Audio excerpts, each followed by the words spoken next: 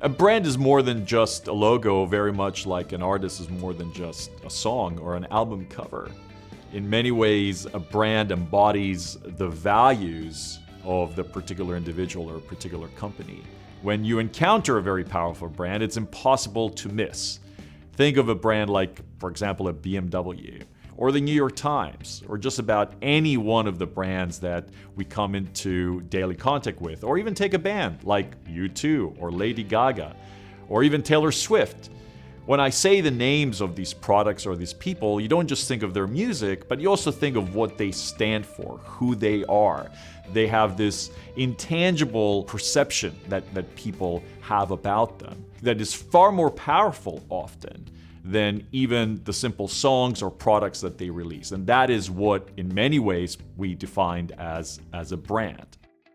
A brand is a good product, service, or a human being that speaks to an audience and for an audience. For me, Diddy is the consummate American success story. And Diddy speaks to an evolving audience. So when Diddy was young, Diddy had on, all the hip hop clothes.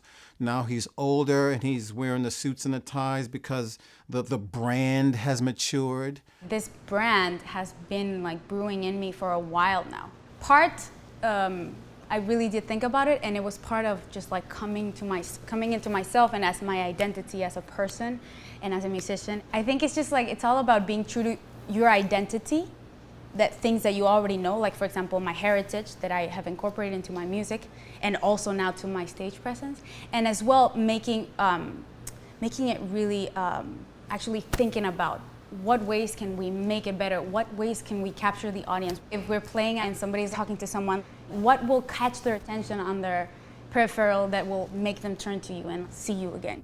I look at a brand as being a friend, as a trusted advisor. It's somebody who understands me and who I can relate to and connect to. I think the consumer comes first. You're problem solving. And that's what the beauty of design really is. Whether you're designing for the sport industry, whether you're designing furniture, whether you're designing in fashion, you're solving a problem. You're solving a consumer benefit. And hopefully that benefit is real.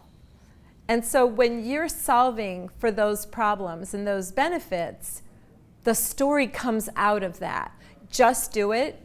Never inspired a shoe, right? I think about slogans a lot of time and marketing slogans, and they don't inspire problem solving. Real people inspire problem solving. A good brand is about consistency of interaction. No matter how you interact with that brand, whether it's an advertisement or whether it's a product or a presentation that you see or you walk into one of their stores, you're not surprised, if you will, by what you see. There is almost a comfort because it's familiar, because over the years they've built a particular trust with you, and no matter which access point you have with that particular brand, there's a consistency there. I tie together brand and culture to some extent in startups, that you're creating a vibe or a feel around what it means to do business with you, and that is often more compelling early on to a customer than the actual product you're building. Because often in a startup, you're doing lots of iterations and you're changing quickly and you're changing your product. But the way in which people feel when they're interacting with you or your product is ultimately what will keep them coming back. And I'll always say that culture starts with one. It's how you conduct yourself on a daily basis.